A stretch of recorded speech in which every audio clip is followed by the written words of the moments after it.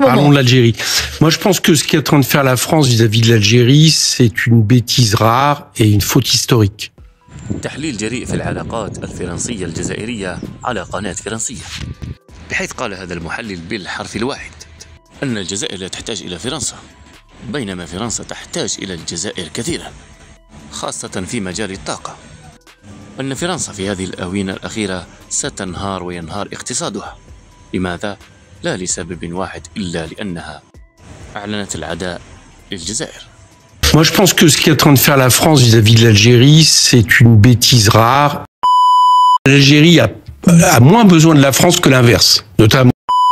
Bonjour Éric Coquerel. Bonjour. Merci d'être mon invité ce matin, président de la Commission des finances à l'Assemblée nationale et député La France Insoumise de Seine-Saint-Denis. Je vous reçois alors que le gouvernement se réunit tout à l'heure et promet un tour de vis sur l'immigration avec ce comité interministériel qui se tient à Matignon. Il sera question notamment de la relation France-Algérie, avec autour de la table Bruno Retailleau qui veut assumer un rapport de force avec Alger. Sera également présent le ministre des Affaires étrangères, Jean-Noël Barrot, qui nous annonçait hier sur BFM TV que des mesures de restriction de circulation ont été prises contre des dignitaires algériens. Ce matin, il dit qu'il veut embarquer les partenaires européens pour que des mesures de restriction de visa puissent être décidées au niveau communautaire. Éric Coquerel, est-ce la bonne réponse à apporter face au refus d'un certain nombre de pays, de l'Algérie notamment, de reprendre ces ressortissants illégaux? Alors, on va parler de l'Algérie d'abord, si vous voulez. Parce que c'est le pays dont on parle le plus en ce moment. Parlons de l'Algérie. Moi, je pense que ce qu'est en train de faire la France vis-à-vis de l'Algérie, c'est une bêtise rare et une faute historique. Voilà. Pourquoi une bêtise et pourquoi une faute? Je vous explique, parce qu'on a deux histoires communes, pas avec le même rôle évidemment. On est des deux côtés de la Méditerranée. Il y a, si je me trompe pas, 900 000 franco-algériens. Avec leur descendance, doit faire 6 millions de personnes si on va jusqu'aux petits-enfants. Donc notre histoire, elle est profondément liée. Nos intérêts historiques, nos intérêts économiques, nos intérêts, j'allais dire presque en tant que nation, c'est d'avoir des bonnes relations avec l'Algérie et non pas. Sauf qu'elles ne sont pas bonnes. Oui, bien sûr, mais la faute de qui? Qui est en train, quelque part, d'utiliser tous les sujets pour tendre avec l'Algérie? Ça a commencé. Je me prononce pas sur le fond, mais vous comprenez bien que quand cet été, et ça a été refait il y a quelques jours par Gérard Larcher, hier je crois, va au Sahara occidental en expliquant qu'il est pour un Sahara occidental marocain, alors que tout ça est dans les mains de l'ONU, c'est-à-dire qu'il y a un travail qui est fait dessus. C'est des choses qui, évidemment, pour Alger, est vécu comme une provocation. Je me prononce pas encore. Je pense que la France ne devrait pas s'engager, ne serait-ce que par justement les franco-marocains ou les franco-algériens. Elles devraient faire attention justement à pas ouvrir des cicatrices et finalement, à agir en tant que puissance encore néocoloniale. C'est quand même paradoxal. Ça vous étonne pas que ça soit le ministre de l'Intérieur, Attendez, vous dites agir comme une puissance néocoloniale. Oui, je pense qu'aujourd'hui, la France agit encore vis-à-vous des pays de l'autre côté de la Méditerranée comme une puissance néocoloniale. Ce que dit Bruno Retailleau, il dit la méthode douce, elle a été. Vous parlez de Retailleau, vous trouvez que c'est normal que ça soit le ministre de l'Intérieur qui parle des relations franco-algériennes, c'est-à-dire par rapport à un pays, il a la charge de la question migratoire, le ministre de l'Intérieur. Il ne se contente pas de dire ça, vous avez remarqué. La méthode douce a été testée pour faire en sorte que ces pays délivrent un certain nombre de laissez-passer consulaires, que l'Algérie, en l'espèce, délivre un certain nombre de laissez-passer consulaires. Bruno Retailleau dit ça n'a pas marché la méthode douce. Mais ça veut dire quoi, ça n'a pas marché la méthode douce? Et donc on fait quoi? On envoie des troupes en Algérie? Enfin, c'est quoi cette histoire?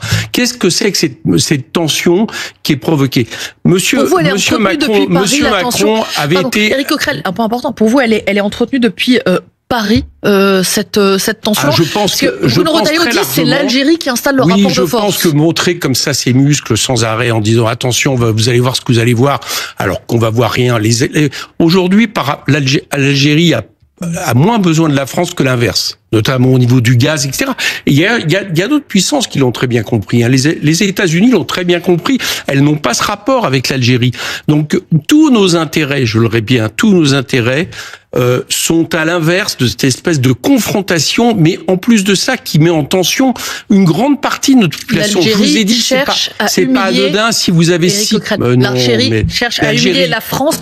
Dit le ministre de l'Intérieur, dit Bruno Retailleau. Est-ce que vous avez un ministre, excusez-moi, est-ce que vous avez un ministre de l'Intérieur algérien qui se permet de dire ce que doit être la France et les rapports entre la France et l'Algérie?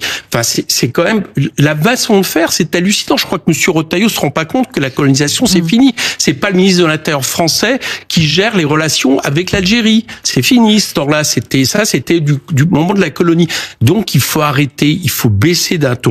Il faut avoir à nouveau des rapports diplomatiques normaux avec l'Algérie en tant que puissance à puissance, parce que ce sont deux puissances, deux pays qui devraient être des pays amis parce qu'ils ont une histoire commune. Et encore une fois, je vous le répète, est-ce qu'on pense à nos 6 millions de concitoyens qui, d'une manière ou d'une autre, ont une filiation avec l'Algérie? Je veux dire, ça met une tension terrible. Donc, que monsieur Retailleau se calme, c'est à monsieur Barrot et à la diplomatie française de se mettre au travail, et peut-être, parce que vous voyez bien que derrière cette question de QTF, l'obligation de quitter le territoire français. Vous voyez bien que c'est autre chose dont il s'agit, c'est-à-dire que l'Algérie utilise ça c'est clair, dans son rapport aujourd'hui avec la France, qui n'est pas un bon rapport. Monsieur Macron avait été à Alger, avait comme il le fait souvent, dit un peu tout et n'importe quoi, parlé de nouveaux rapports. Il n'y a rien eu derrière. Il n'y a rien eu de concret entre la France et l'Algérie. Donc moi, j'appelle à l'apaisement, j'appelle à avoir des relations à nouveau, j'allais dire, moins conflictuelles, et que la France arrête aussi de se mêler peut-être de ce qui se passe de l'autre côté de la Méditerranée. Éric Coquerel, comment est-ce que vous vous y prendriez, vous, insoumis, pour apaiser ces relations, et obtenir de l'efficacité aussi dans les demandes françaises? Enfin, j'imagine que si vous étiez au pouvoir, vous souhaiteriez aussi que l'Algérie délivre plus de laissez-passer consulaires pour un certain nombre de personnes qui n'ont pas à être sur le territoire français. Oui, mais sûrement, mais encore une fois... Mais comment vous y prendriez ? Comment ça se passe ? Par exemple, je pense que si demain... Il faut aller à Alger, bien sûr, je pense que si demain qui doit Jean-Luc Mélenchon ou par exemple présider le pays, puisque vous savez que je pense que ça devrait être notre candidat, ou si nous gouvernions, je pense qu'un des premiers voyages diplomatiques que nous devrions faire, c'est d'aller à Alger. Voilà, de renouer des liens, j'allais dire basés d'égal à égal avec Alger et rediscuter, et non pas d'avoir ce genre de rapport de matamor qu'aujourd'hui monsieur Retailleau utilise, avec, qu'on voit bien en plus, parce que tout est derrière un espèce de fond raciste qui est le sien. Je pense que ce n'est pas ça.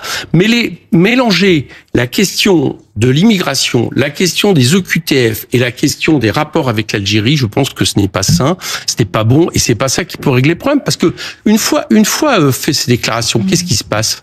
Qu'est-ce qui se passe ? Comment on va... Je pose la question, qu'est-ce qui se passe ? D'accord, eh bien, il se passe rien, parce que l'Algérie ne bougera pas par rapport à ça. Donc, pour vous, ça ne servira à rien, ces mesures qui sont annoncées, ces prises de parole, Éric Coquerel, sur les restrictions de circulation pour des dignitaires algériens, et éventuellement des visas restreints au niveau européen. Je pense que ça ne servira à rien. D'abord parce que, contrairement à ce qui se passe depuis longtemps, on parle des dignitaires algériens qui viennent se faire soigner en France, on s'aperçoit que progressivement, ils vont se faire soigner plutôt ailleurs qu'en France.